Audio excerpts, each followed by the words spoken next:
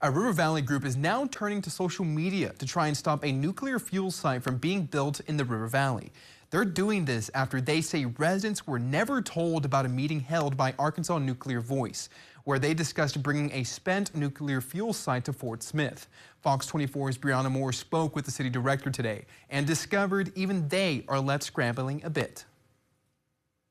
A lot of folks are feeling like they didn't have a say in the location of that prison. So that's kind of a sidebar thing. They look at this and say, oh my gosh, is this another situation where we have no say? These are Neil Martin, the city director of Fort Smith's thoughts after being notified of discussions being had by the Arkansas Nuclear Voice Group about wanting to bring a spent nuclear fuel site to Fort Smith. I wasn't aware of it, but people just started kind of talking about it online, hitting us up.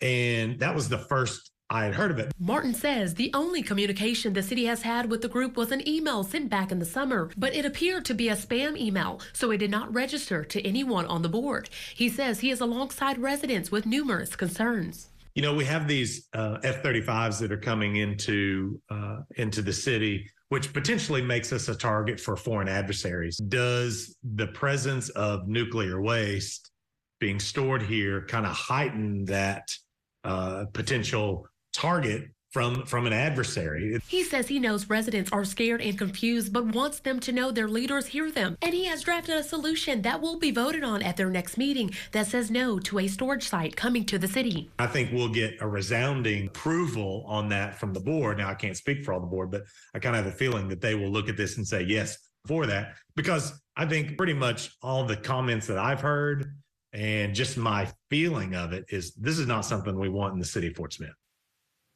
And Fox 24 reached out to the Arkansas Nuclear Voice Group, and they haven't provided an answer just yet. But Martin says they may not vote on the resolution until January. And we're continuing to keep an eye on this resolution, and we'll keep you updated on air and online.